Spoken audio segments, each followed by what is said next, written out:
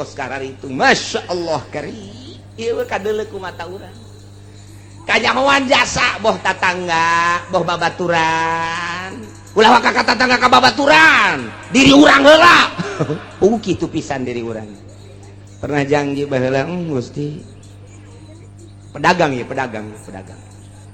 blok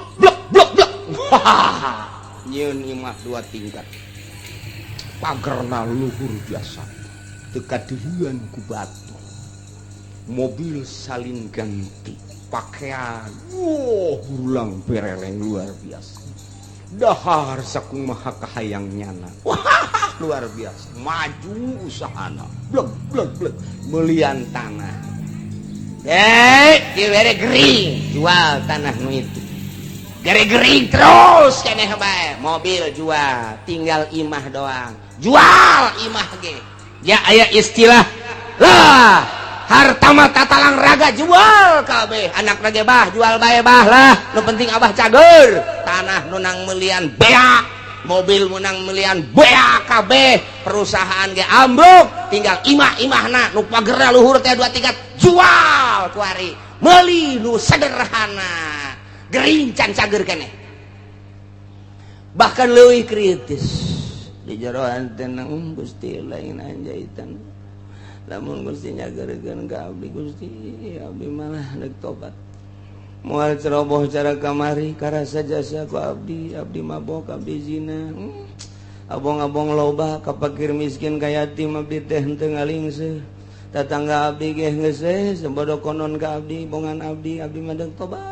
Gusti andai kata ku Gusti abdi dicageurkeun aju Gusti ngangkatkeun deui kana perusahaan abdi sakumaha biasa deui geus abdi mandek 180 derajat hirup abdi teh deuk ibadah ka Gusti abdi rek peduli kana zakat rek peduli ka fakir miskin ka yatim piatu tatangga abdi ku abdi lah deuk disumbang bae geus abdi mah hayang geus kitu bae Gusti cageurkeun Gusti blak bisa deui dieu bae ngobrol jeung keluargana abah rada cager abah alhamdulillah gara doakeun bae ku kabehan abah nu kusaha deui geus cager mah lah kan abah mah eunana mah deuk ngitung-ngitung zakat fakir miskin segala rupa lah deuk moal cara bah atuh didoakeun ku kabehan ayo geus kuari geus rada sehat-sehat mulai engkeut-engkeut dagang deui mulai awal-awal mah bager hitung Gusti zakatna sabaraha can loba ieu pantau mah hitung zakatna sok tatangga bagikeun rapi beuki gede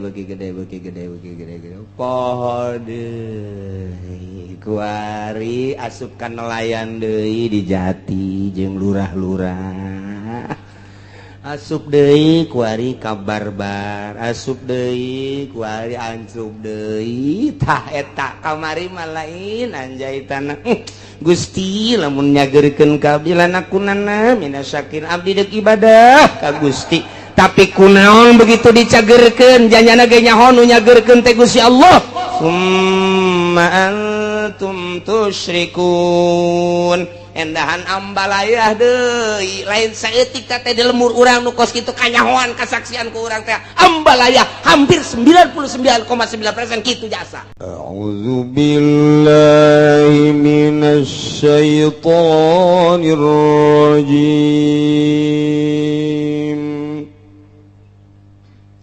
Bismillahirrahmanirrahim. Qul man yunajjikum min zulumatil barri wal bahr tad'unahu tadarru'an wa khufyah la'in anjaytana min hadhihi lanakunanna minasyakirin.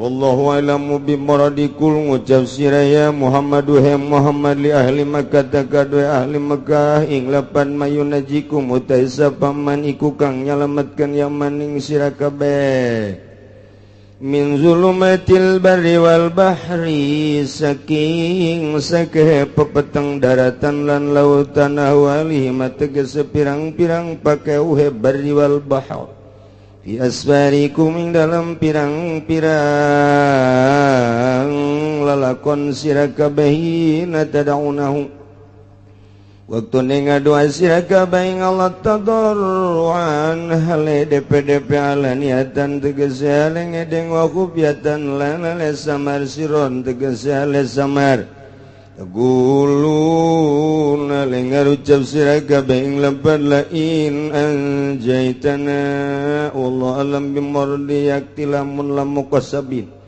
Tawil lamaiku lam qasam anjaitana nyalametkeun tuan ngisun sadaya fi qiraatin ma anjana lan iku tetep ing dalam qiraat suwiji mautai lapad anjana lamun nyalametkeun ya Allah ngisun sadaya Allahu tegese sapallah min hadi saking ikilah iki zulumat tegese saga pepeteng wasyadaid lan pirang-pirang kasangatan lan akunana yakti maka yakti bakal ana temenan insun sadaya minasyakirina iku tetep saking wong kang syukuran kabeh al mukminina tegese kang imankeun kabeh Qulillahu yunajjikum minha wa min kulli karb thumma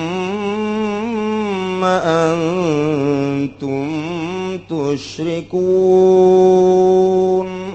wallahu alam bimuradi kul ngucap sira Muhammad lahum gadoe kufar Mekah ing lapan Allahu yunajikum utai Gusti Allah iku kang nyalametkeun ya Allah ing sira kabeh macana bitakhfifi kalawan den entengkeun yunjikum wa tasdidilan dan tasdidakan yunajikum minha saking hadhihi wa min kulli karbin lan saking saban-saban kasusah gom min tegese kasusah siwa kang tetep salian hadhihi sumantum tusyrikuna kari-kari wa tasira kabeh iku kang nyekutuaken kabeh bihi kalawan Allah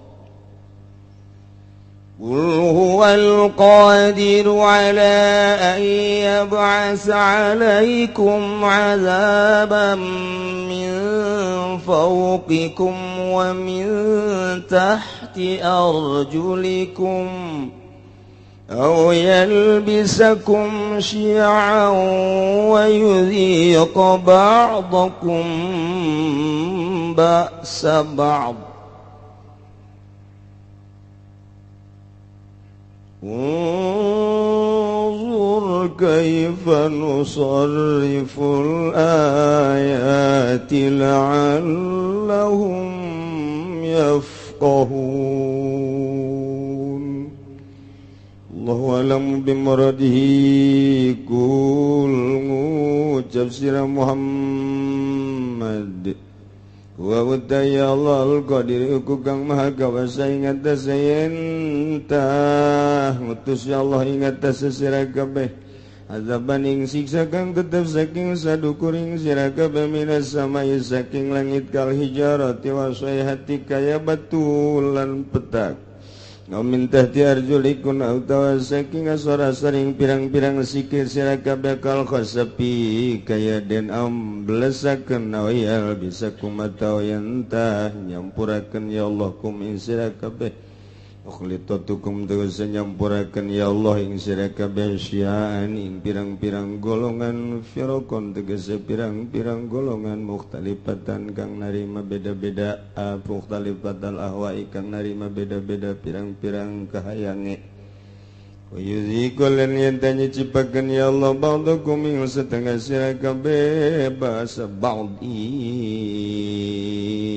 siksaan setengah bil kita likalawan perang kalau ngucap ya Kangjeng Nabi sallallahu alaihi wasallam laman nuzilat samang seden turunkeun ieu ayat hadza ing lapad hadza ahwan utawi ikilah iki qauluhu wa yuziqu ba'dahum ba'sa ba'd ahwan wa yasaru iku kang leuwih ngagampangkeun wa yasaru tegese lan leuwih ngagampangkeun walaman nuzila maqoblahu lan samang seden turunkeun apa barang kang tetep ing dalem sadurunge za A'udzu maka ngucap Kangjeng Nabi lapad a'udzu biwajhika ngalindung isun kalawan zatuan rahul Bukhari us ngariwayatkeun ing hadis sapa Imam Bukhari warwa Muslimun lan us ngariwayatkeun sapa Imam Muslim hadis sa'altu rabbi ing hadis sa'altu rabbi anjaluk ingsun ing pangeran ingsun alaya jala ba'sa ummati bainahum ing ta ora ndadakeun ya rabbi ing siksaan umat ingsun dalem antarane ummati famanaha maka nyegah ya rabbi ha ing masalah tapi hadisin lan ikut tetep ing dalam hadis utai laman nuzilat samangsa den turunkeun ya ayat kala maka ngucap ya Kangjeng Nabi ama lingin haka inatun satuhune umurul arba'ah iku kang tinemu walam yati tawiluha badulan ora tetelan ora tega opo takwilanane umuril arba'ah ing dalem sahusane kawal qauli ta'ala unzur ningali sira kaifan nusarrifu haleboh kaya pamolahkeun izun agung nubayyin lahum tegese martalakeun izun agung lahum kadue kufar kabeh atawa nas kabeh alayati adilalati sakehayat adilalati tegese sakeh dalil ala qudratina ing atase kawasa izun agung la'allahum manawa iya nas kabeh atau kufar kabeh kohuna iku paham iku ngerti ya kufar kabeh ya'lamuna tegese waruh ya kufar kabeh anak mahum alaihi batilun ing atas ing satuhune barang kang utawi ya kufar ing atase ma iku kang batil.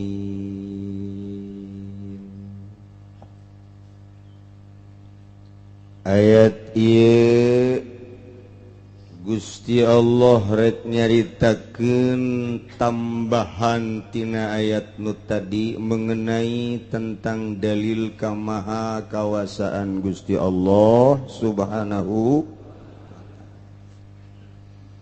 Tadi geus dijelaskeun kurang kumaha deui bahwa Gusti Allah teh wa huwal qahiru fawqa ibadihi. Gusti Allah teh nu maha gagah, maha kawasa, maha ngalindih, ngelehkeun ka seluruh hambana pasti. Kukumaha ge kumaha Gusti Allah. Tambahan deui ku Gusti Allah. Dakwahna Kangjeng Nabi ka para musyrikin Mekah khususna umumna jang barometer di zaman urang kiwari jeung selanjutnya bagi jelema-jelema nu nuturkeun Kangjeng Nabi buang kawara inkar terhadap ajakan Kangjeng Nabi bakal dibere siksa ku Gusti Allah khusus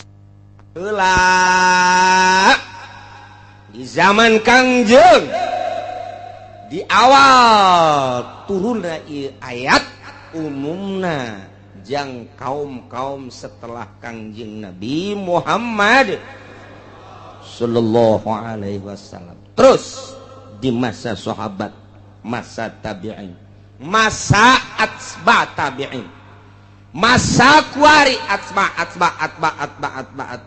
tabi'in coba anu nurut karena ajakan Kangjeng Nabi jeung teu nurut bakal dikubahakeun ku Gusti Allah. Masyaallah. Ulah main-main jak Gusti Allah aing teh pangeran ngan aing mah maha hampura maha rahman maha rahim aing deudeuh jeung nyaah ka sia ditungguan ku aing sia supaya iman ka aing jeung tobat ka aing tapi ketika angger bae aing pangeran hak aing negor ka sia ku cara aing negorna masyaallah kul bejakeun ku anjeun Muhammad li ahli Makkah ka para ahli Makkah ketika aya kesulitan-kesulitan anu terjadi di masyarakat baik kesulitan-kesulitan alam kadeleuna kumaranehanana, aya angin, aya batu, aya hujan teu eureun-eureun, aya badai, aya gempa minimal lini erosi, kemudian aya tsunami, atawa sandang pangan mahal, atawa paila, atawa keributan. Nah, panyakit coba tah ketika kos kitu saha anu bisa ngaleungitkeun jeung nu bisa nyalametkeun. Bejakeun Muhammad ke ahli Mekah. Bejakeun.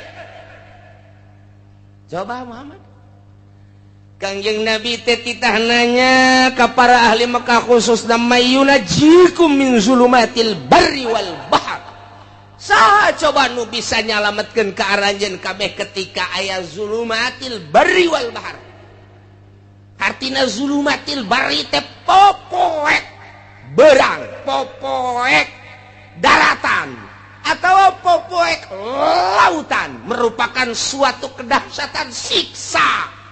Sok geura andai kata tengah peuting anu poek kemudian aya mega ditambah deui ka poekanana lantaran bulan bintang ditambah deui ku angin anu menggebu terus teu eureun-eureun macam kituna sebagai siksa. Saha bejakeun anu bakal bisa nyalametkeunana? Keur carita hakikat atawa di lautan nya di jero laut nya peuting nya aya bega. Bayangkeun ku urang ditambah deui ombak anu luar biasa naik ka darat atawa di laut anu keur naik parahu, naik sampan, naik kapal atau anu keur ngojay. Nah, ieu saha nu bakal nyalametkeun saat-saat seperti itu? Bejakeun ka ahli Mekah. Coba bejakeun ka ahli Mekah, coba saha anu bisa nyalametkeun? Eta keur carita hakikat keayaan alam seperti kos kitu. Urang mah nyarita teh kejadian alam yang adanya si bule. Henteu bae urang menyokot aslina. Eta teh aya nu nyieun kikituan teh Gusti Allah Subhanahu wa taala. Teu semata-mata kos kitu Gusti Allah mun teu disababan ku urang sebagai penghuni bumi. Sok geura ge bejakeun saha tah nu bisa bakal nyalametkeun? Moal aya nu bisa atuh kabeh ge. Ketika ditanya kos kitu mah kabehan ge moal aya nu bisa lantaran aya jelema naik kapalna oleng luar biasa dahsyat keur carita oleng lagi. Diberitakeun ku nahodana bahwa kapal tidak akan selamat. Kita masing-masing berdoa kepada Tuhan kita. Kabeh Allah di tengah lautan deuk minta tulung ka jelema kumaha lantaran di tengah lautan kapal oleng oyag-oyagan nya peuting deui nya mega luar biasa sidar setik-etik acan parahu atau kapal parem sedangkan diberitakeun ku nahodana kapal kita ini akan tenggelam. Kamana coba mun tayang? Jaringan-jaringanana teu bisa lantaran error. Telepon ka mana teu bisa. Tinggal ngan ka Allah doang. Nu Katolik jeung nu Kristen ge saat eta mah pasti Allah. Coba tah. Komo nu Islam sanajan nyana tukang mabok. Nyana tukang zina, nyana tukang korupsi ketika kapalna oleh Allah-Allahan kajen kumaha ge. Tah saat-saat kos kitu teh saha tah nu bisa nyalametkeun? Atau naik kapal udara, biasana lewat Abu Dhabi gerbek diberitakeun ku pilot para penumpang yang baik. Kapal kita menemui masalah sebab cuaca buruk di keatasin ini gelap, di kebawahin angin besar ditabrakin ke sono, kita masing-masing berdoa saja. Rasanya cak pilot rasanya waduh aing geus dah dek pilihan eueuh deui. Kalau kita buang ke kanan ada gunung tinggi, wah mending ka eta bae sana gunung bae tong eta. Waduh kita buang ke kiri laut, wah sarua bae cilaka ieu mah. Udah ini mah tidak bisa kecuali kita berdoa masing-masing kepada Tuhan kita. Waduh atuh geus poho ka anak, poho ka pamajikan. Sangkilang gelis jasa ge pamajikan, tetapi Allah asa dihareupeun Allah. Eta keur carita kejadian di udara, kejadian di laut. Kuari kejadian gering urang sadaid. Mercy ambalayah di imah. Cadillac ambalayah di imah teh. Mobil Hammer kan ambalayah di imah ja urang boga perusahaan. Sawah urang, tanah urang satungtung deuleu. Pamajikan orang nu di imah, nu di pila, nu di hotel ambulayah lobana luar biasa. Urang kaserang penyakit jantung atau darah tinggi ditambah ku manis. Geus pupurian ya, Pak. Aduh. Lantaran manis dibere obatna teh ieu teh kudu pahit bertentangan jeung darah tinggi. Diberi obat darah tinggi bertentangan jeung manis atau jeung emah.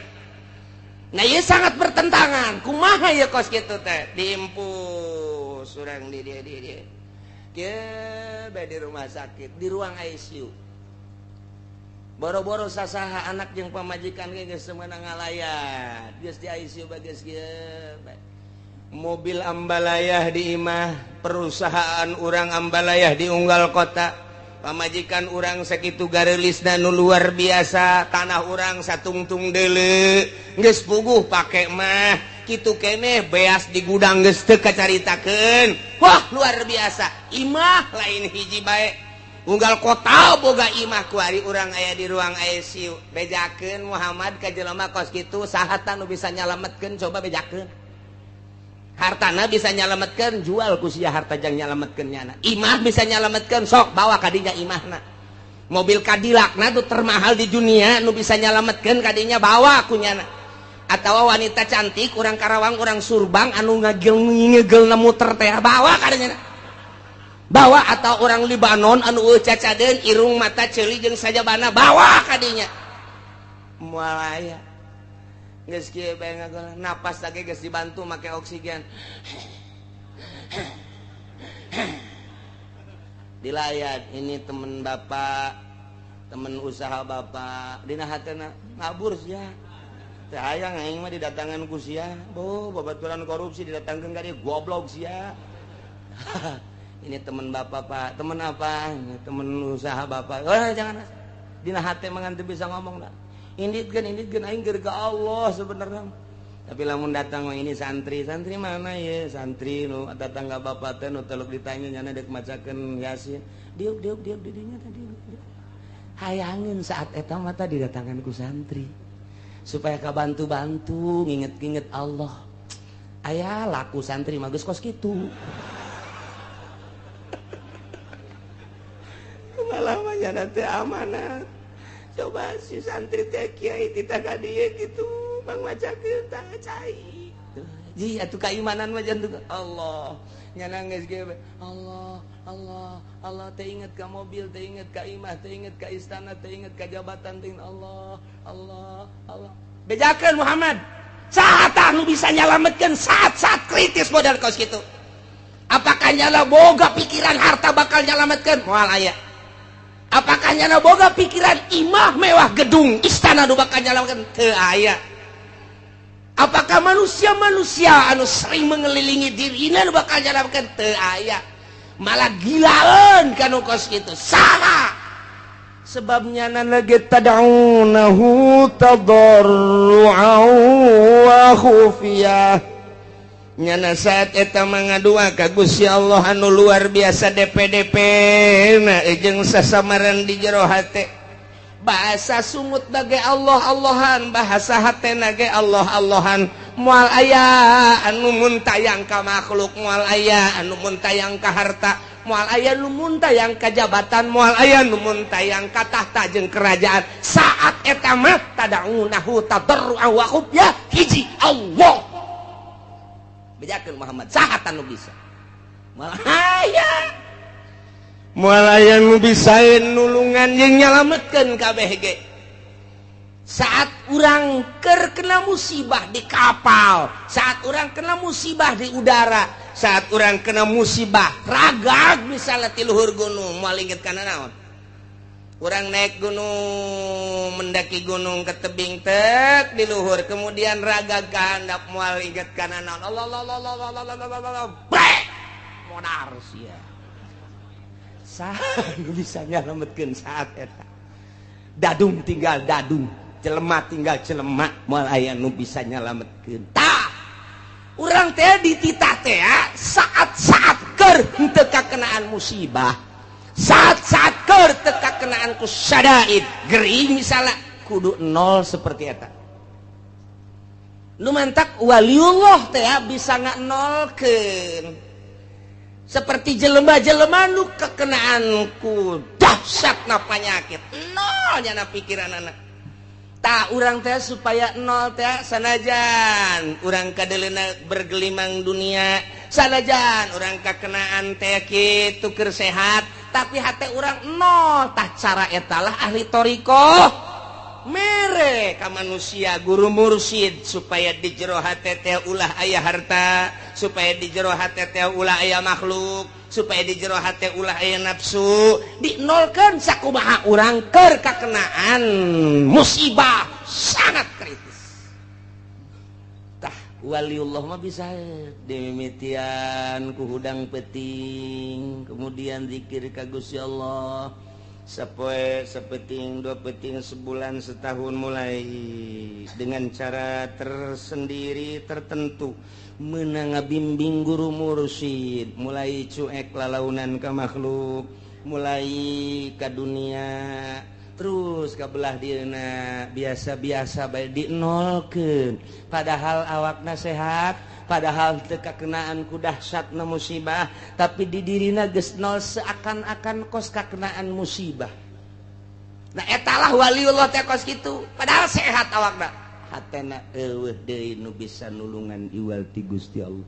Aing mah mun tayang ka Gusti Allah ngaaplikasikeun iyyaka na'budu wa iyyaka nasta'in ka Gusti wungkul abdi ibadah jeung ka Gusti wungkul abdi nyuhun pitulung eueuh ka saha? Sugan ka makhluk henteu, sugan ka dunia henteu, sugan ka jabatan henteu, sugan ka jin henteu, sugan ka jurig neo-neo henteu, sugan ka batu combong teh henteu. Sugan ka batu anti tembak, sapira batu pake nyeun imah habak. Oh hiji be Allah tadarru wa khufyah. Tah kos kitu tawali teh perbandingkeun gue. Bisakeun urang begitu. Urang mah aya bisa geus gagoler.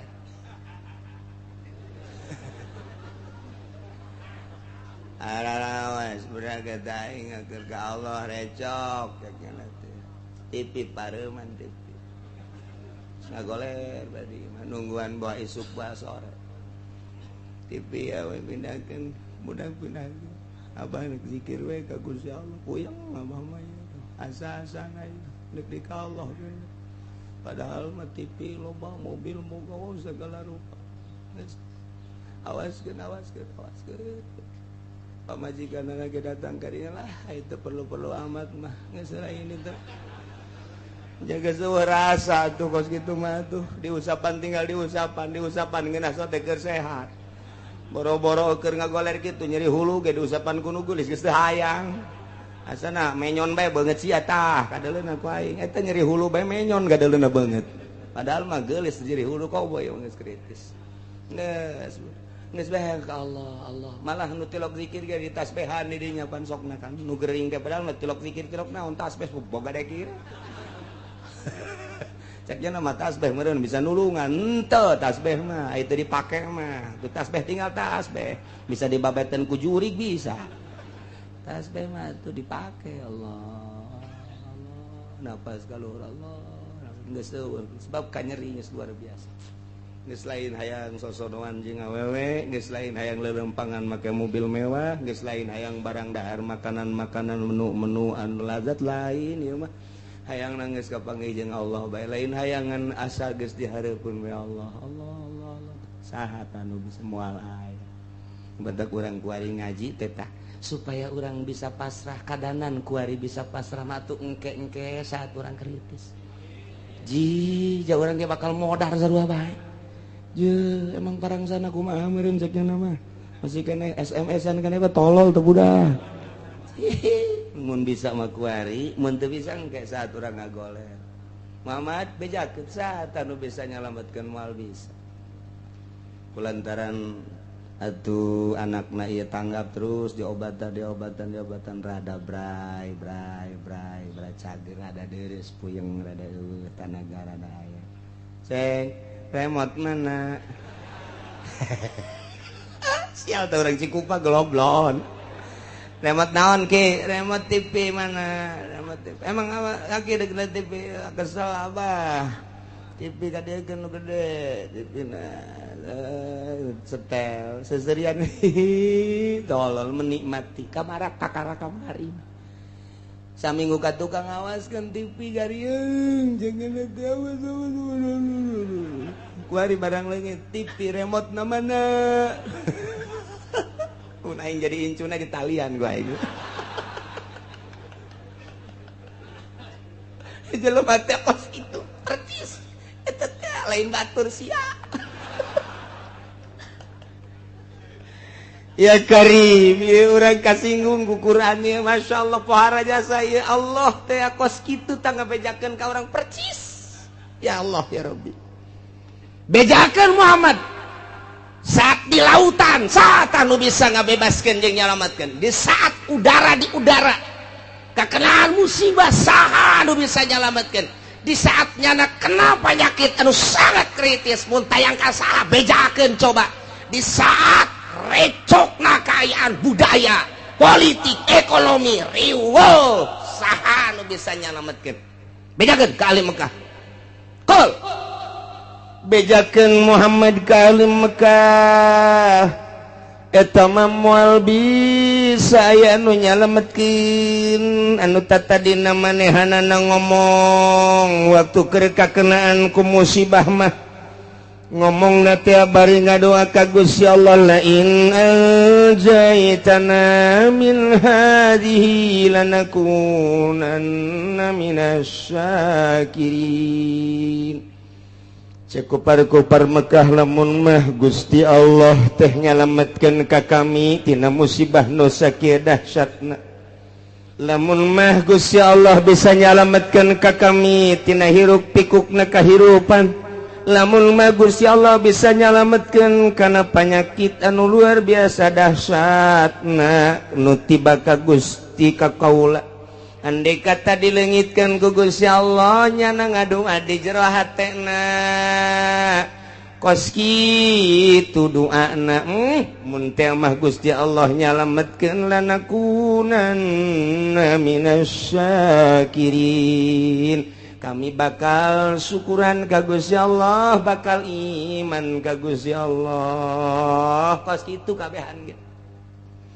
Orang-orang musyrik di mana kakenaan ku musibah mun tayangna tetep ka Gusti Allah nyana ngadoa ka Gusti Allah di jero hatena baik langsung ku sungut kadenge maupun jero hate jana ngadoana tabarrua wa khufya DP bari jelas tur di jero hatena langsung ka Gusti Allah la in anjaitana min hadhihi Gusti lamun teu mah Gusti nyalametkeun lanakunanna minasyakirin kami deuk iman.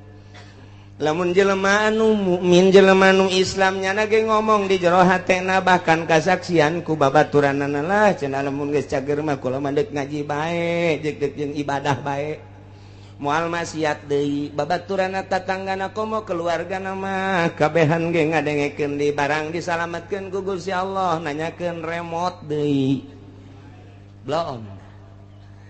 Aya aki-aki, lain aki-aki, aya jelema budak ngora tabrakan, barang tabrakan teh parah luar biasa dihimpus terus dibawa ke ICU.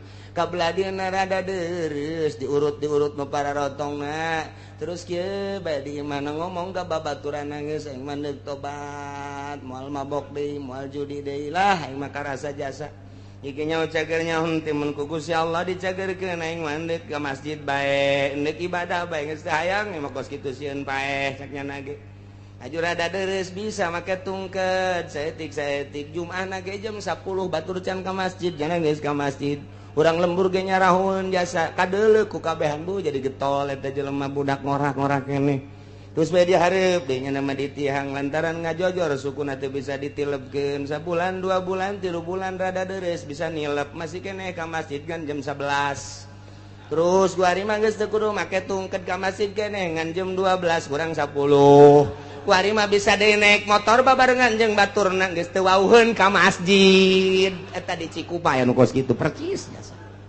aslina mah urang Cilongok sih Cilongok Gandu eta kos kari itu eta nya ge ngomong di jero hatena aing lamun cager mah dek ibadah bae ka Gusti Allah moal maksiat deui ieu eta percis kos urang Mekah andai kata lain anjaitana min hadhihi lanakunanna minasyakirin kos kitulah manusia kos kitu manusia ya Allah ya Rabb Gusti Allah bejakeun Muhammad ka para musyrikin Mekah ka para kufar Mekah moal aya nu bisa nyalametkeun janang aing tamah nu bisa nyalametkeun bejakeun Allahu yunajjikum minha wa min kulli kab Allah anu bisa nyalametkeun ka ranjeun kabeh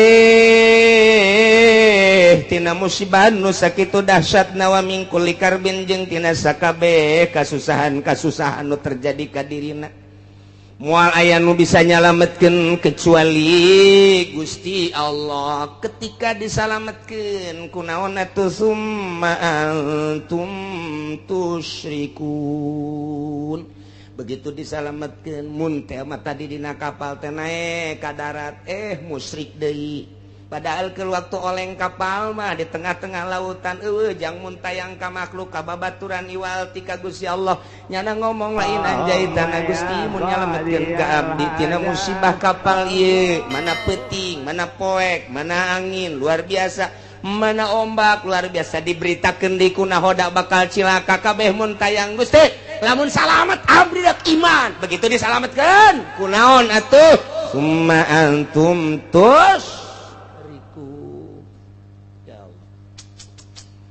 iyalah kabehan ge kos kara ditu tah eta keur carita anu musik nu iman kitu keneh jero kapal teh kos kitu bae Gusti abdi mandek ibadah bae ka Gusti lamun teh mah ku Gusti disalametkeun geus moal maksiat lantaran payah geus asa dihareupeun mata bae oyak-oyagan kapal teh geus luar biasa geus deui pake kaingat hiji bae Allah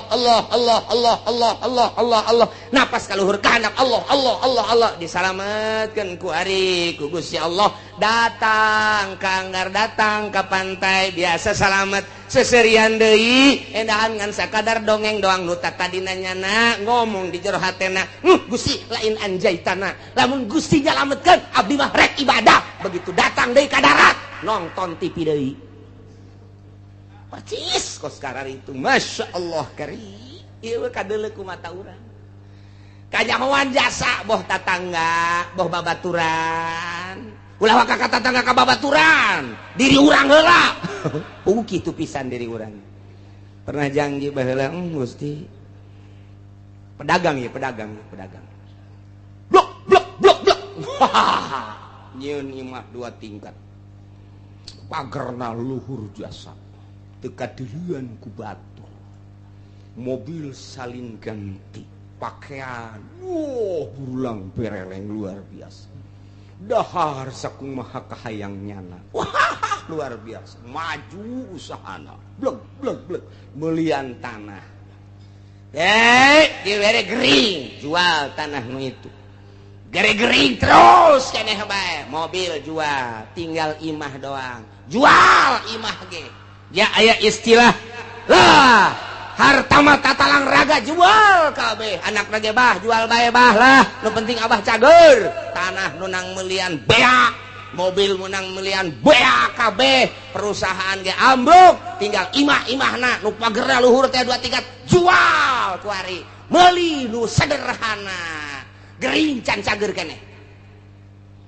bahkan leuwih kritis di jero hanteun Gusti lain anjaitan lamun Gusti nyageurkeun ka abdi Gusti abdi malah deuk tobat moal ceroboh cara kamari karasa jasa ku abdi mabok abdi zina abong-abong loba ka fakir miskin ka yatim abdi teh henteu ngalingseuh tatangga abdi ge geus sebodo konon ka abdi bongan abdi mah deuk tobat Gusti andai kata ku Gusti abdi dicageurkeun aju Gusti ngangkatkeun deui kana perusahaan abdi sakumaha biasa deui geus abdi mandek 180 derajat hirup abdi teh deuk ibadah ka Gusti abdi rek peduli kana zakat rek peduli ka fakir miskin ka yatim piatu tatangga abdi ku abdi lah deuk disumbang bae geus abdi mah hayang geus kitu bae Gusti cageurkeun Gusti blak bisa deui dieu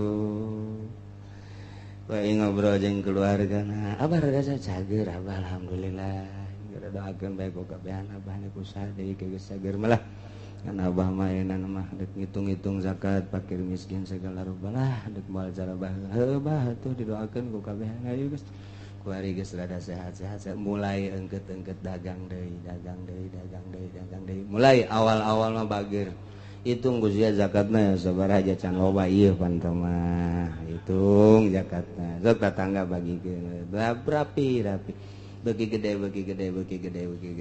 poho deui kuari asup ka nelayan deui di Jati jeung lurah-lurah asup deui kuari ka barbar asup deui kuari ancup deui tah eta kamari mah lain anjaitanna Gusti lamun nyageurkeun ka abdi lanakunana minasyakir abdi deuk ibadah ka Gusti tapi kunaon begitu dicageurkeun janyana ge nyaho nu nyageurkeun teh Gusti Allah summa antum tusyrikun endahan ambalayah deui lain saeutik teh di lemur urang nu kos kitu kanyahoan kasaksian ku urang teh ambalayah hampir 99,9% kitu jasa ya Allah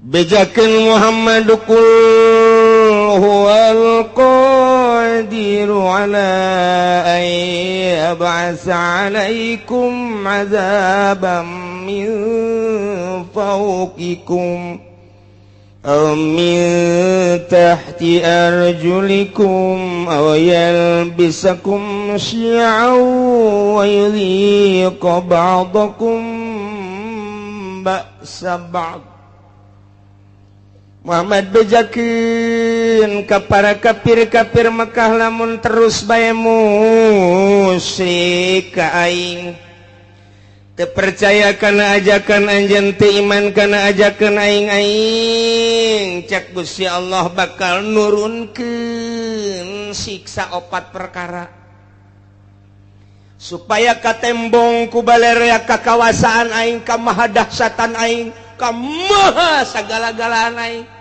lantarannya mempermainkan ka aing kamari ngadoa ka aing kuari musyrik ka aing kamari minta ka aing kuari minta ka jabatan kamari DPDP ka aing kuari DPDP ka manusia ka makhluk ka batu ka kayu kan eta teh mempermainkan aing bejakeun Muhammad hayang dauleuh ka karawasaan aing bakal nurunkeun 4 siksa ya Allah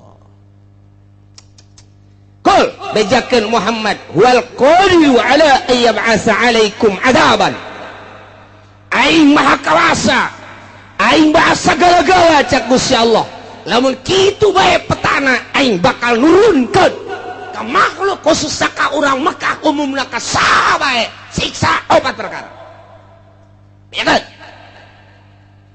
hiji azaban min fauqikum siksa timbul ti luhur bentukna engke aya hujan teu eureun-eureun nyepoe hujan banjir ka buah wacaa siksa wae atawa hujan batu cara ashabul fil di batuan atawa hujan es buah datang ke buah rarusak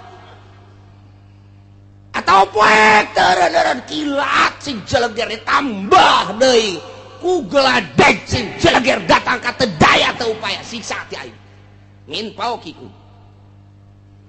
aw min arjulikun atawa kahandap dihandap timbulna ieu dihandap timbulna mimiti ku aing teh dioyag-oyag lini bae lini doang aing mah sok geura hayang nyaho bongan teu iman ka aing bongan teu nurut ka aing teu iman ka ajakan anjeun Muhammad tah ieu ku aing dioyag-oyag saeutik doang dibere ku aing 6,5 hek nah kulantaran tertek bae rada digedekeun ku aing digoyangkeun doang ku aing bumi engke ge lamun Oma Irama jadi presiden asana bumi goyang ke kajen kumaha ge aya acak-acakan budak isi negara dek dikumahakeun tapi ceuk lama lamun Oma Irama jadi presiden bakalna pertama santai nginahin ke beres santai lari pagi ke kajen Masya Allah mantap luar biasa iya kari aduh kan ujung-ujungnya kiamat tebareres budak ya Allah serius ya langsung ngerti aduh ya Allah ya Rabbi iya ya siksa tadi tiluhur geus begakeun Muhammad nomor kadua lamun teu percaya bete iman ka aing cadap mimiti lini kadua masih keneh iman keneh ka aing gempa ku aing rusak para rotong para risek jelebana siksa ti aing mun masih keneh bae amblas ka jero deuleu di padang datang ka kuari teu puguh kuburanana diambleskeun ku aing 1000 kejadian padang teh dibalikeun bae ku Gusti Allah kadeleuna mah gunung rek nimpah imah sabaraha ribu manusia nu kuari teu disolateun teu dipandian siksa ti aing atau tsunami model Aceh sia 200.000 manusia orang Indonesia sekaligus ya tambah jeung orang-orang luar tsunami luar biasa tambah ku aing encan inget keneh bae ka aing tambah ku aing tuh tsunami di Ciamis Pangandaran encan inget keneh bae gunung ku aing dibitukeun can inget keneh bae Lapindo ku aing hayo sia parindah ka mana sia can inget keneh bae sia ka aing can iman keneh bae tambah deui sia ku aing awas sia sakali ieu di Banten sia ku aing Gunung Merapi sia kena datang ke Bojong sia ka Pasar Kemis mah ulah liwat kesempatan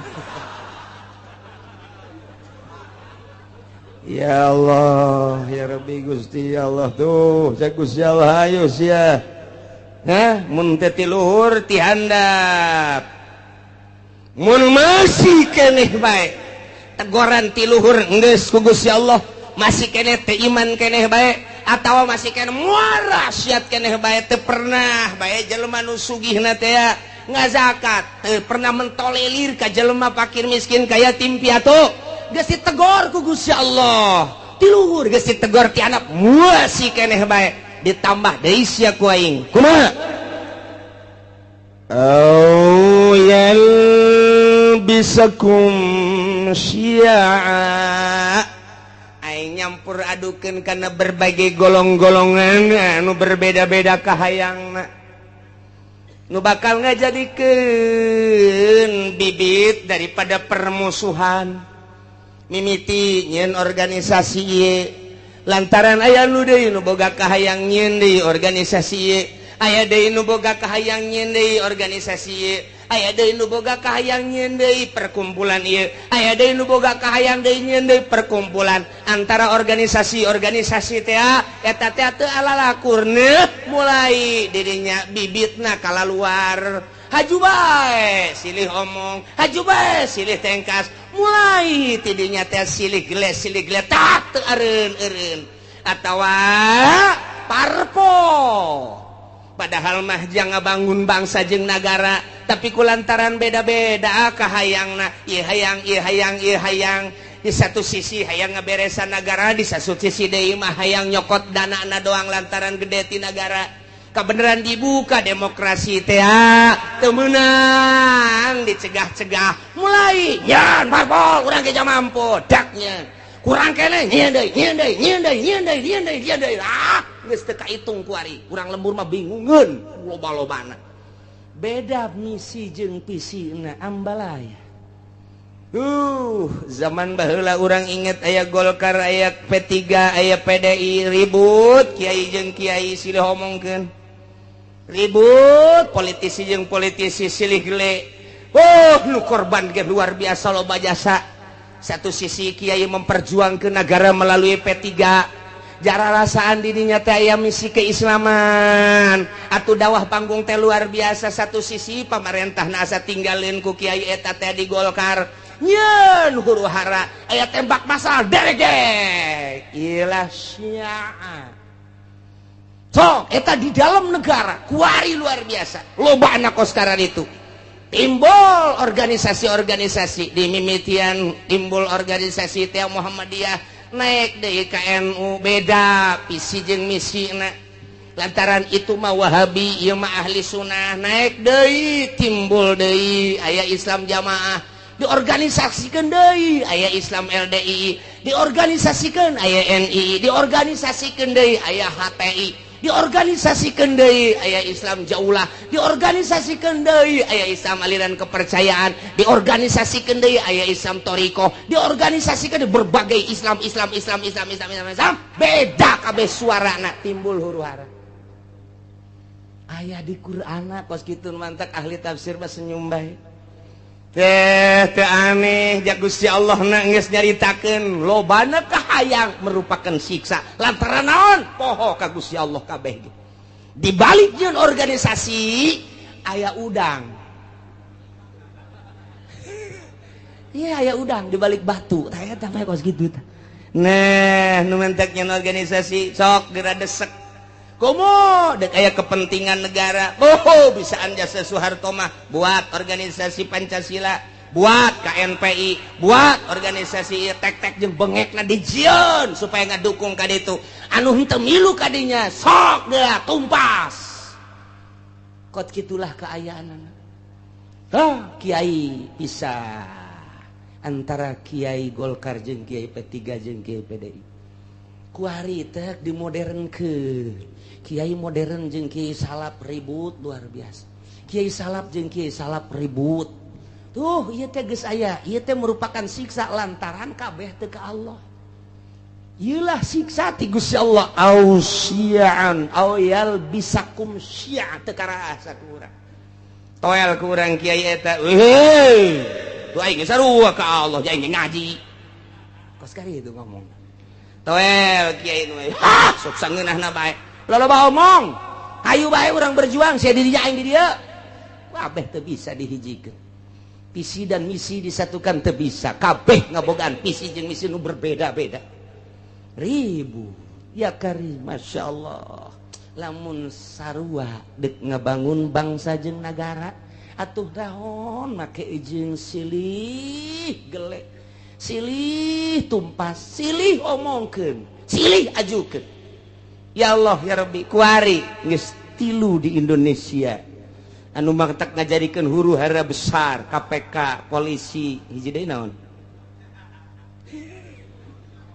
ayo sia kuari geus jadi 3 ngakar tek geus masyaallah geus teu bisa naon kitu ngaranna harmonis kuari teh geus dihandapna geus siap deuk perang kuari abri geus kabagi 3 pihak ieu pihak itu pihak ieu geus kos kitu di Indonesia lantaran boga kahayang pancenah ieu teh negara urang pancenah ku urang dibangun danana kan ti masyarakat kunaon atuh ku ari teh kos kararitu polisi geus teu percaya ka KPK geus teu percaya ka kitu yudikatif geus teu percaya deui ka legislatif geus teu percaya deui ka eksekutif main silih salahkeun DPR kuari nyalahkeun polisi kuari nyalahkeun KPK terus bae nyalahkeun DPR nyalahkeun polisi nyalahkeun KPK di BPK ngajukan berpermasalahan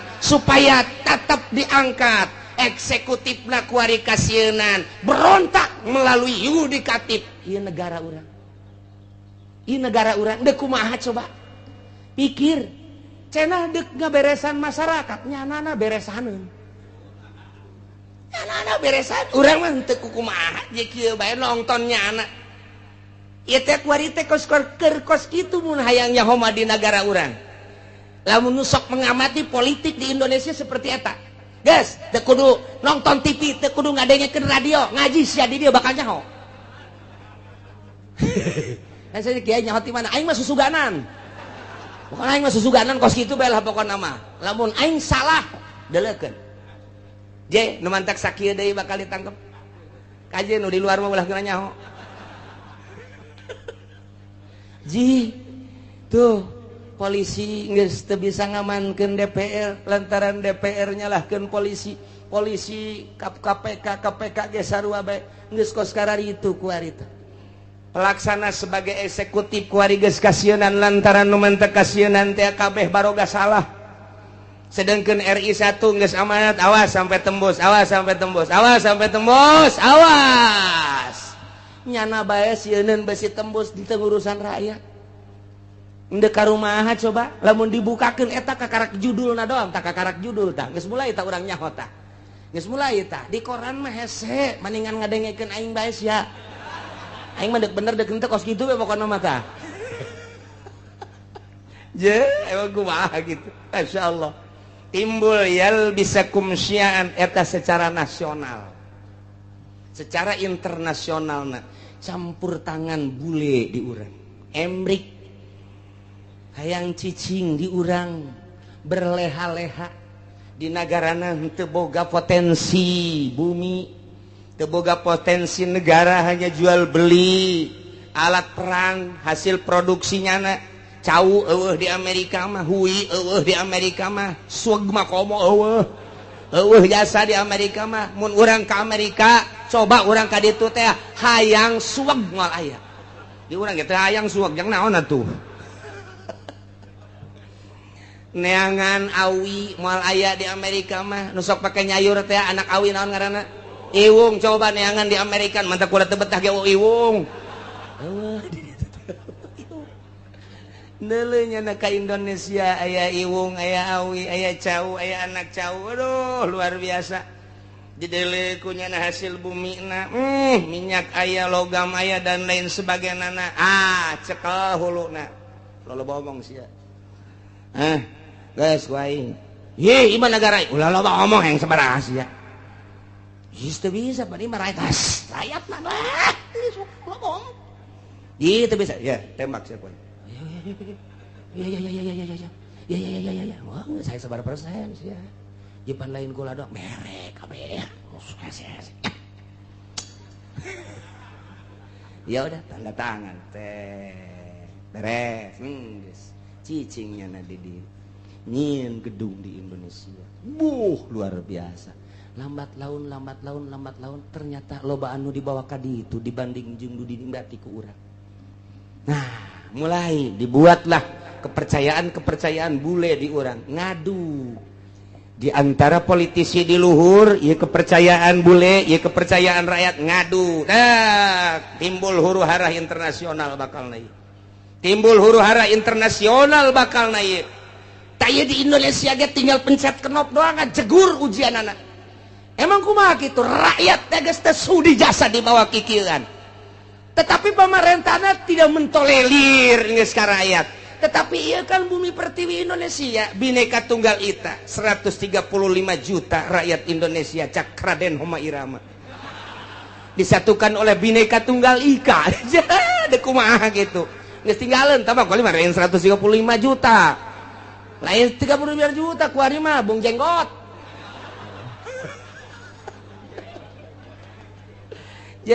Nah, iya, huru-hara internasional geus mendekati di Indonesia. Terjadilah di luar Indonesia dulu Irak akibat yalbisakum syi'a wa yudhiqa ba'dakum ba'sa ba'd.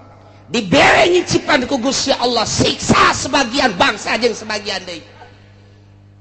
Kuari mah serang kital peperangan ieu geus dibejakeun ku Gusti Allah tak ieu ayatna. Ulah kaget lantaran nu hiji nyembah ka Gusti Allah Irak Baghdad, nu hiji nyembahna ka patung. Beda potensi nu aya di Irak loba luar biasa lobana. Amerika teu bogaeun di dinya teh. Tah di dieu teh panas Amerika serang geus. Dikibarkeun bendera salib perang luar biasa. Di dinya muatanna loba. Diawali ku potensi bumi nu dipake kahayang ku Amerika lantaran teu daya teu upaya supaya menggebu. Nah, bendera salib perang salib kuari ditaekeun. Perang lah dahsyat ti ditu modar ti dieu pae. Wabeh ngaran-ngaran perang mah pararaeh bae. Yal biasakum syi'a wa yudhiqu ba'dakum ba'sa ba'd. Ditimbulkan ku Allah bakal siksa. Siksana kumaha?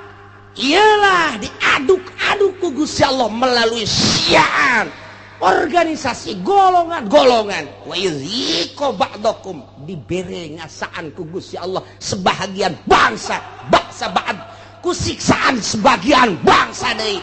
Perang multinasional jeung Irak dia kasaksian ku urang.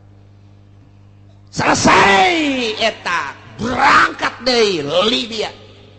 Selesai Libya, Syria. Suara nu datang ke urang geus macam-macam. Urang mun maca koran lokal mah kos kieu, mun maca koran internasional mah kos kieu, mun maca berita-berita mah kos kieu. Tinggal urang bae bingung. Sementara nu boga berita asli, nu bogana adalah Amerika. Urang teu daya teu upaya soal berita. Aya ge senundupan berita nu asli, apa iya apa tidak, apa iya apa tidak. Mulailah dikaburkeun. Bashar Assad teh merupakan Firaun lah. Satu sisi Bashar Assad ia telah memperjuangkan bangsa jeung negara melalui agama Islam. Satu sisi jaritakeun Bashar Assad teh ieu adalah Syiah anu luar biasa. Satu sisinya nama Wahabi, satu sisi deui ahli sunnah wal jamaah. Nu jelas mah urang kebingungan kabeh. Supaya naon? Supaya mendukung ke Amerika. Nyaho keaslianana kumaha tah kos kitulah wayal bisakum syi'a wa yudhiqu ba'dakum ba'sa ba'd. Perang dia kulantaran disuplai ku Iran, Amerika neuleuh heula bahaya. Sebab di Iran aya 3 rudal anu luar biasa. Nomor kahiji rudal Husein, kadua rudal Hasan, nomor katilu rudal Ali. Ngaranna ge teu kira-kira. Ngarana teu kira-kira rudal Husein lamun diberangkatkeun datang ke Amerika. Rudal Hasan bisa ngajegur jang Amerika. Rudal Ali mah bisa neangan musuh susulundupan. Endeu kumaha coba hayu. Cak Amerika kekeketaan heula. Jieun heula coba hayang nyaho ku urang. Sok pancing melalui Israel. Melalui Israel berangkat der jeung Palestina menang Amerika eta teh. Begitu dahsyat luar biasa. Nah, Palestina supply dar. Hanya 9 hari Israel kabur. Tinggal cek Amerika angkat ulah bahaya ya bahaya. Kita cari dulu. Lain eureun neangan kelemahan. Kos kitulah ieu keur carita yal bisakum syi'a wa yudhiqu ba'dakum ba'sa ba'd. Disiksa ku Gusti Allah ku di luhur geus. Dihandap geus melalui tsunami siksaan kurang kumaha dahsyatna. Sabaraha juta manusia anu disiksa ku Gusti Allah titah iman ka Gusti Allah, tapi tetep bae teu iman dibere ku Gusti Allah. Awas cek Gusti Allah. Dua deui. Hiji perbedaan golongan. Nomor kedua titah ngarasaan antara golongan, antara negara, antara bangsa ribut peperangan modar kene. Arti apa pun yang nyenetes.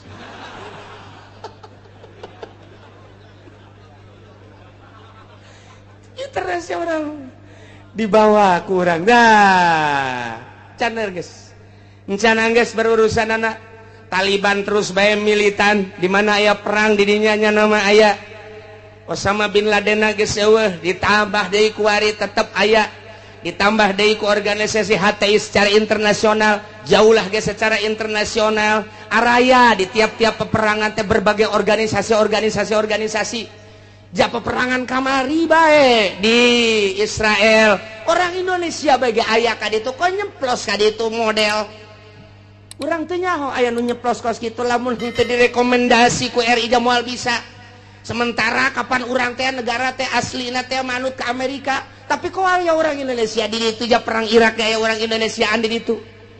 Perang Iran aya orang Indonesiaan di ditu. Ih urang Indonesia mah asana mah nya nama Okos Bunglon. Okos Bunglon nya nama. Bisa kade-kade tuh batak Indonesia lain lalagaan ditakuti ku orang Amerika. Teka caritakeun orang Palestina, di Palestina aya orang Malaysia, teka caritakeun di Palestina aya orang Thailand, teka caritakeun di Palestina teh orang Korea, tapi orang Indonesia mah aya di ditu. Malah keur waktu perang kamari multinasional aya nu nembak, jar. Begitu dibuka ieu na ieu, penyet irungna. Lah, cek orang Amerika, ieu mah lain orang Irak, lain Iran, lain Taliban. Coba status seorang mana? Begitu di dele, ya karib kurang putak. Anu gede hutang teh kabur ka ditu. Paeh hirup-hirup ceknya aing daripada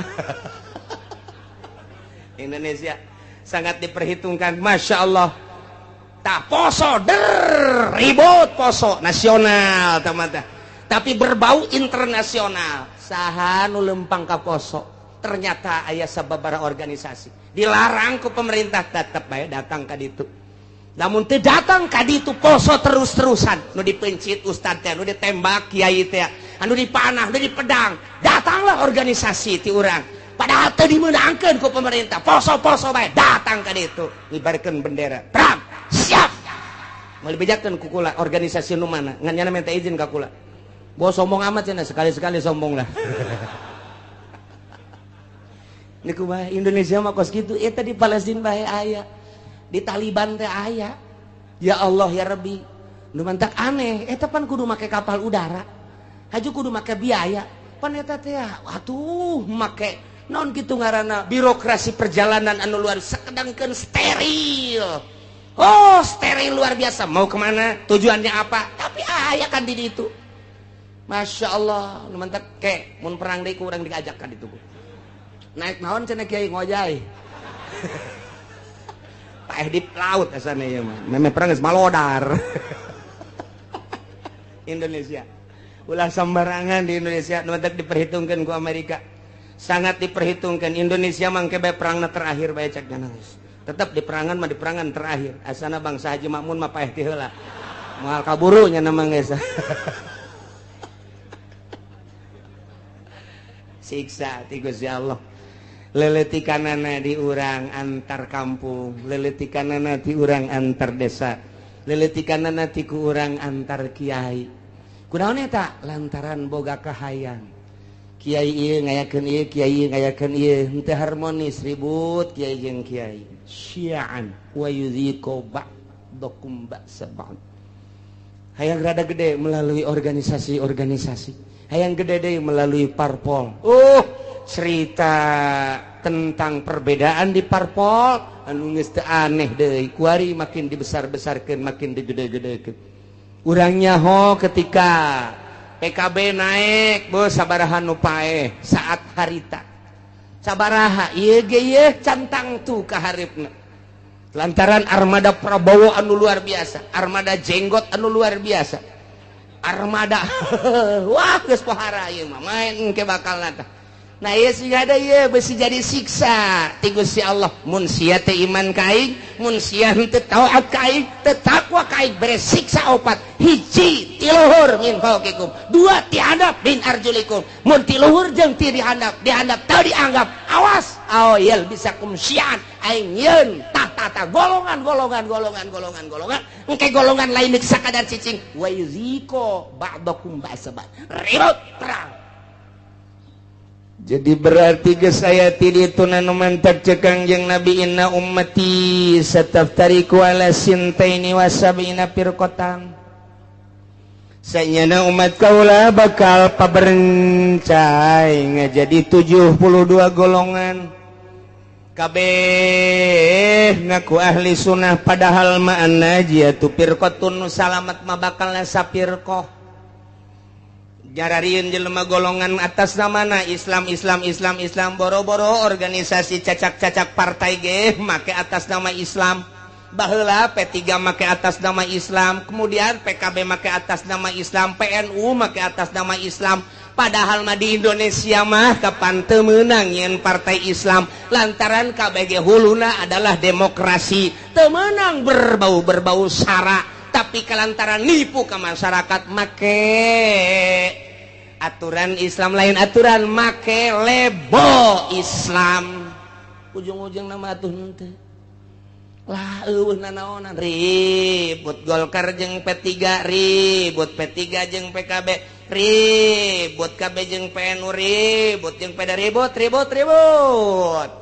Nah, perputaran pilpres nu tahun itu sabaraha anu paeh, pilpres kamari sabaraha anu paeh, tinggal pilpres anu bakal sing hade lantaran merupakan siksa. Urang mangadoa bae ka Gusti Allah Subhanahu wa taala. Jadi kukumahakeun ge negara urang teh tetep kos kieu bae sebab can aya nu niatan untuk merubah, membangkitkan semangat rakyat jeung bangsa mengarah ke jujur jeung adil can aya. Ku ayeuna sakitu mah cuek-cuek bae biasa-biasa bae. Wae milih-milih bae ngan ulah datang ka gusur-gusur eungkeuy-eungkeuyan teu nyaho maksud sing hade. Lantaran ieu teh ya siksa ti Gusti Allah. Kuluhur geus ku handap geus dibuatlah hasil urang keneh. Iyalah yal bisakum syia'u wa yudhiqu ba'dakum ba'sa. Ya Allah ya Rabbi nu mantap Kangjeng Nabi waktu turun ayat ieu ngadua ka Gusti Allah. Langsung nangtung Kangjeng Nabi koma Nabi sallallahu alaihi wasallam fatawaddoa langsung ala wudu. Beres ngala wudu fasa'ala robah ngadoa ka Gusti Allah, ngadoana ya Allah alla yursila alaihim azaban min fawqihim wa min tahti arjulihim wa la yalbisa ummatahu syi'an wa yudhiqu ba'dahum ba'sa ba'd.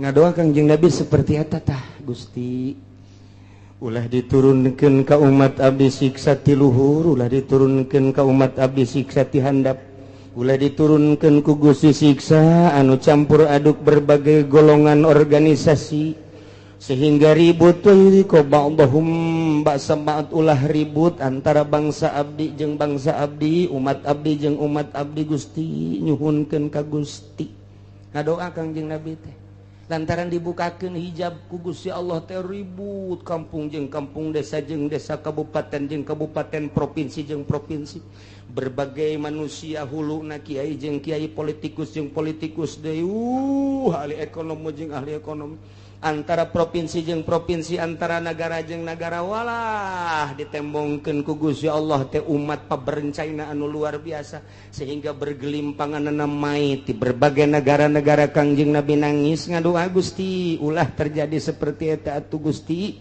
Kumaha tah waktu eta fahabato ilaihi Jibril alaihi salam, Allah ngutus malaikat Jibril turun tak bejakeun Jibril ke Muhammad, ya Muhammadu innaka sa'alta rabbak arba'an, anjeun teh ngadoa ka Gusti Allah nyuhunkeun supaya disalametkeun tina 4 rupa tadi, siksa ti luhur, siksa ti handap, siksa golongan-golongan jeung siksa peperangan-peperangan antar bangsa. Nah fa'ataka isdatain wa mana'aka isdatain, nu dua ku Gusti Allah diijabah, nu dua mah henteu. Bebeja malaikat Jibril dua diijabah dimuhunkeun ku Gusti Allah, nu dua henteu. Naon anu dua cek Kangjeng Nabi ya Jibril, layatiyahum adzabum min fawqihim wa min tahti arjulihim yastasiluhum. Nu dua siksa ti luhur jeung siksa ti handap mah moal dina ayana ge eta teh moal terlalu dahsyat. siksa ti luhur paling aba-aba doang, siksa ti handap paling aba-aba doang, sekali-sekali digempakeun eta mah hanya sebagian kecil cek malaikat Jibril, disunamikeun hanya sebagian kecil. Moal terus-terusan Gusti Allah nyiksa seperti eta mah moal nu dua diijabah. Nah cek Kangjeng Nabi lantaran nu dua eta mah fa innahuma azaban likulli ummatin istajma'at ala takdzibi tanabiha wa raddi kitabi rabbiha. Lantaran nu dua eta mah patalina jeung kaimanan ka pangeran jeung kaimanan ka kitab pangeran. Geus urusanana di pangeran teh mah. Lantaran nya teu iman bae atau maksiat bae, teu percaya kana Al-Qur'anul Karim atawa ngarobah status hukum Al-Qur'anul Karim. Ku Allah dibereng ke ti luhur jeung ti handap ala kadar doang Muhammad teh mah. Moal dahasap jasa moal. Moal nu dua mah tetep diijabah sanajan aya ala kadar. Anu dua deui nah lamun nu dua deui mah Muhammad eta mah cek Gusti Allah ditahan tamah walakinnahum yalbisuna syi'an wa yudhiqu ba'dahum ba'sa ba'd. Nu dua ieu mah hiji bakal timbul golongan eta mah teu diijabah ku Gusti Allah. Nomor kedua bakal ribut antara umat, antara agama, antara bangsa. Eta moal diijabah teh diijabah tetap tama bakal terus bae eta mah. Bahkan wa yudhiqu ba'dahum ba'sa ba'd bakal ngarasakeun peperangan antar negara jeung negara. Geus aya ti ditu nu mantak ahli tafsir mah ketika perang Irak Amerika teh aneh. Ketika perang Libya teh aneh. Perang deui Palestina teh aneh. Lantaran geus aya dina Al-Qur'ana awyal bisakum syi'an wa yudhiqu ba'dakum ba'sa ba'd. Masyaallah ieu mah nu dua mah teh Kangjeng Nabi naros Jibril nah nu dua ieu kon teu diijabah. Padahal mah poharaja saya mah merupakan siksaan wa hazani azabani li ahli al-iqrar bil kutub wa tasdiq bil anbiya. Lantaran nyana percaya ka kitab, percaya ka nabi ngan nyana teu make kitab jeung teu make nabi. Lantaran nyana percaya kana Al-Qur'anul Karim dimusabakohkeun mulai tingkat RT datang ke tingkat nasional, datang ke tingkat internasional. Quran dimusabakohkeun antar negara Pakistan, India, Mesir, Irak, Iran, Arab. Oh timbullah juara satu dipake henteu. Kahiji. Nomor kedua percaya bahwa Nabi akhir zaman adalah Kangjeng Nabi Muhammad. Di berbagai negara diakui bahwa Muhammad adalah Nabi akhir zaman. La nabiya ba'dah dari Nabi sabada Kangjeng Nabi. Tapi teu pernah diikuti ajaran-ajaran Kangjeng Nabi. Bahkan dikatukangkeun nyana teh make ajaran manusia, ajaran jelema ku nafsuna bae. Nah, ieu mah bakalna peperangan mal eureun-eureun. Iyalah geus dinyatakeun dina Al-Qur'anul Karim, urang kuari ngarasakeun. Percis jasa. Mulai antar sekolah lantaran teu ka Allah, guruna teu ka Allah, muridna teu ka Allah, ribut ka jenting kumaha. Antara lembaga ribut lantaran henteu ka Allah, antara yayasan ribut lantaran henteu ka Allah, antara organisasi ribut lantaran lain neangan ridho Allah, hanya semata-mata neangan pitayeun doang, antara parpol ribut lantaran henteu lillahi ta'ala, henteu aya misi ikhlas, kabeh ge semata-mata hanya jang dirina doang.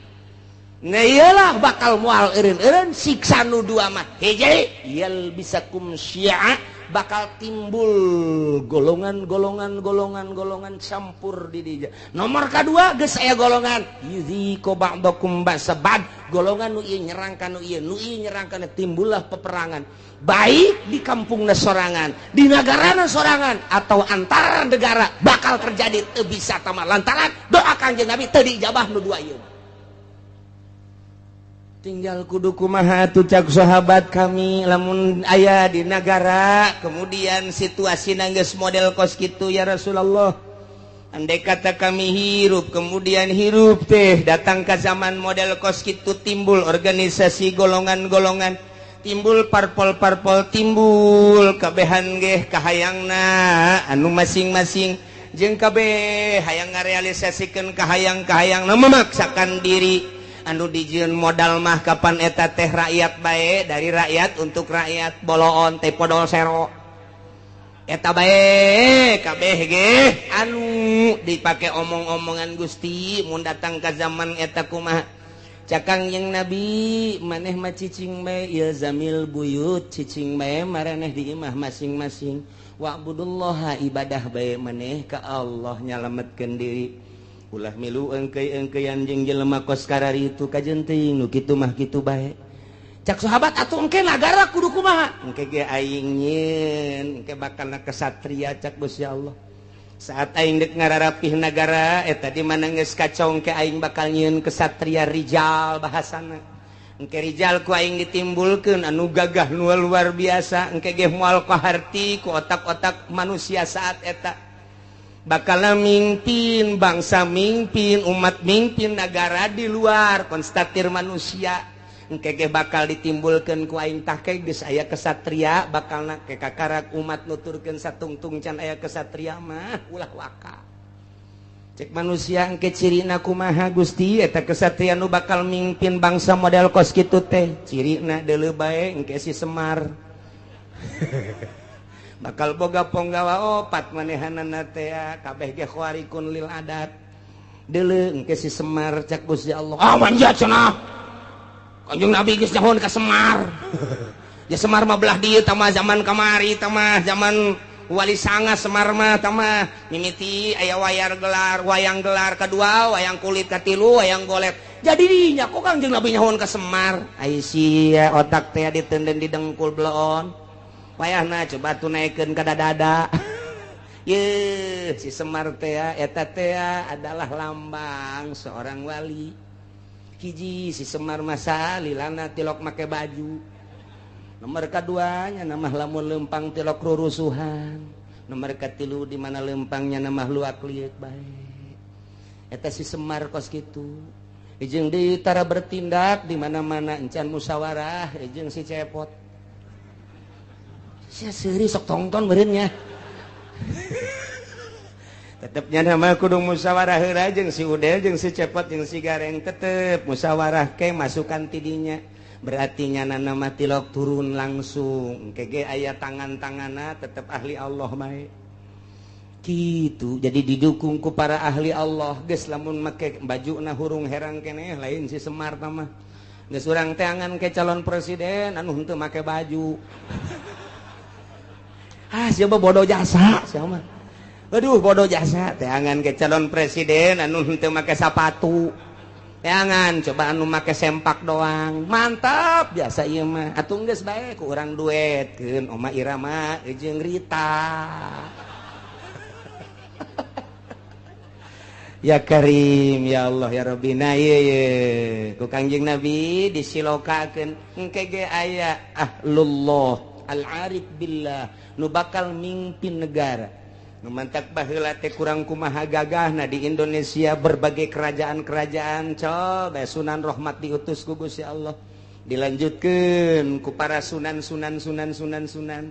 diakhiri ku Sunan Cirebon eta kabeh ahli-ahli Allah Subhanahu wa taala Banten nu katengah katelah degeulna lantaran boga ilmu pucuk umun di dinya di mana hibar satungtung deuleu ngalengkah 40 imah kalengkahan diutus ka dieu teh Maulana Hasanuddin ahli Allah tumbang nu kos karari itu kuari ge lain teu nyarekel kana ilmu kabeh ge ieu bangsa di DPR pusat teh nyekel ilmuna ilmu dugala kabeh lantaran manehanana ditembak supaya ngebul di anu supaya anu nyekelna ilmu karari itu wungkul lantaran ieu nu kuari mah tapakna kabeh ge di Pelabuhan Ratu jeung Nyi Roro Kidul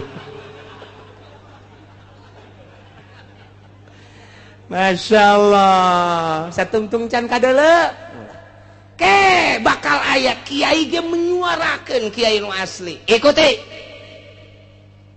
urang lamun di deuleu kamari eta Gus Dur teh kosi Semar ja percis kosi Semar coba ge amati coba ge amati ku tukang wayang makanya hoan satungtung can aya ulah waka lantaran ieu mah raradutan kabeh ge gesalametkeun diri urang saat engke sakedeung deui urang batur ihyak-ihyakan urang mah Allahu akbar. Batur kampanye urang mah salat duha bae Allahu akbar. Duitna mah cokot teh. Tah sia mah sok kitu bae sih blon. Jadi benerna ieu.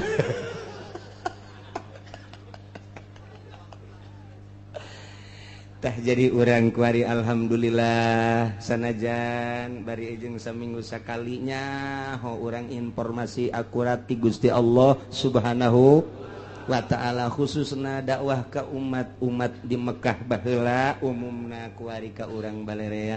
Ternyata ketika ditegor didakwahan ku Kangjeng Nabi teu iman teu percaya datang ka kiwari ge kitu bae bakal dibere opat rupa hiji azabam min fauqikum tiluhur bentukna engke mungkin hujan mungkin bae gledek mungkin kilat mungkin hujan batu badai dan lain sebagainya angin topan angin beliun dan lain sebagainya atawa tiana mancercai gempa erosi dan lapindo kabeh jadi embak nah ieu ditegur ku kitu masih kene maksiat bae ka Gusti Allah bakalna ditimbulkeun yal bisakum syi'an nah nu jelas mah nu dua mah ku Gusti Allah diminimalkeun diijabah doa Kangjeng Nabi tapi nu dua mah teu diijabah kuari ku urang kasaksian kuari dardir durna kasaksian jasa kuari ieulah keur memeujeuna ayat ieu pas jasa kabeneran jasa urang hirup pas di zaman model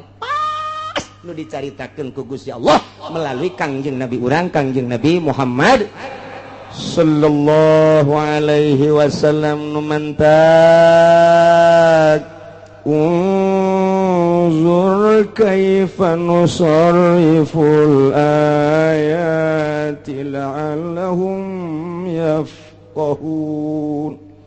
Pikirku anjeun kumaha Gusti Allah ngajelaskeun kana dalil-dalil kakawasan Gusti Allah. Allah mah maha kawasa. Moal aya nu bisa nyalametkeun di awalna ge tadi ketika saat-saat kritis saha nu bisa nyalametkeun. Ketika dahsyatna siksa, dahsyatna penyakit, dahsyatna musibah. Nah ieu teh baik ti luhur maupun ti handap atawa dibentuk ku berbagai organisasi atawa ku parpol eta teh merupakan siksa-siksa anu dijual mah rakyat jeung bangsa jeung nagara padahal mah ajang beuteungna masing-masing eta teh siksa dikorbankeun rakyat hanya demi seseorang dikorbankeun rakyat hanya demi golongan tak eta teh nang Gusti Allah tah deuk mun tayang ka saha cak Gusti Allah aing teh keur nembongkeun ka maha kakawasaan aing ku aing dijujurkeun jeung diadelkeun nang aing dihancurkeun ge teu dijujurkeun dibangkawarkeun nang aing unzur pikir ku sia pikir ku anjeun pikir ku maneh kaifa nusarriful ayati kumaha aing geura ngabulak-balik ngajelaskeun dalil-dalil baik dalil nas Al-Qur'an langsung dibaca maupun dalil langsung kejadian-kejadian alam atau manusia nu buang kalara deuleu maksudna naon la'allahum yafqahun supaya nyararaho bahwa anu ngagular-gilar ngabulak-balik anu ngarobah-robahna ieu nagara jeung manusia teh lain sasaha iwal ti Gusti Allah Subhanahu wa ta'ala. Anak itu berarti ulah mun tayang kajabatan ulah mun tayang ka tahta ulah mun tayang ka manusia ulah mun tayang ka harta mun tayanglah kanu ngagular giler ngabulak balik ngarubah-robah ieu alam ieu manusia ieu nagara ieu bangsa saha tadi kan geus ditanya saha anu bisa nyalametkeun qul Allahu yunajjikum nu bakal bisa nyalametkeun mah Gusti Allah Subhanahu wa ta'ala. Setelah urang nyaho nu bakal nyalametkeun Gusti Allah engke ge Allah mere sabab ka manusia kesatria nu bakal nyalametkeun bangsana engke ditimbulkeun ku Gusti Allah ahli Allah anu selalu ka Allah bae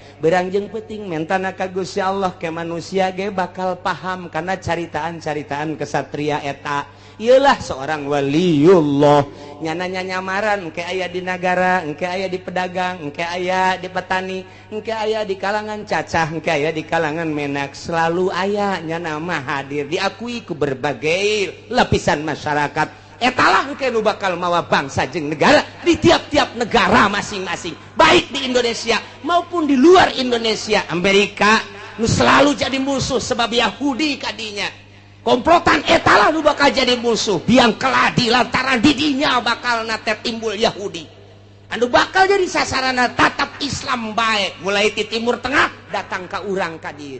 Tinggal orang muntayang ka Gusti Allah, mudah-mudahan orang kabehan ditang tayungan ku Gusti Allah, bangsa jeung negara orang ditang tayungan ku Gusti Allah, rakyat jeung pembesar-pembesar ditang tayungan ku Gusti Allah, sehingga Allah mele perturungan ka orang kabehan, orang dibere buka mata hati orang, mun silak neuleuh mata hati orang, sehingga orang kabehan aya dina ridho Allah Subhanahu wa taala. Babarieun Gusti Allah mah tina bangkawarah jadi bener, babarieun Gusti Allah mah tina manusia-manusia teu bener jadi bener, sehingga orang pas aya dina parentah Allah Subhanahu wa taala. Amin ya rabbal alamin.